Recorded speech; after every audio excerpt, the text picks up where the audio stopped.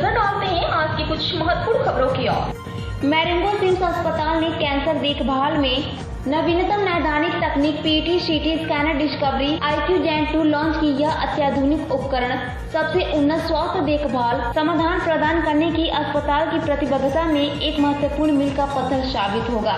मरीज discovery IQ Gen 2 PET CT scan machine cancer के इलाज के लिए संस्करण है जो बेहतर छवि गुणवत्ता, कम विकिरण खुराक, तेज स्कैनिंग और बढ़ी हुई नैदानिक सटीकता जैसे लाभ प्रदान करती है।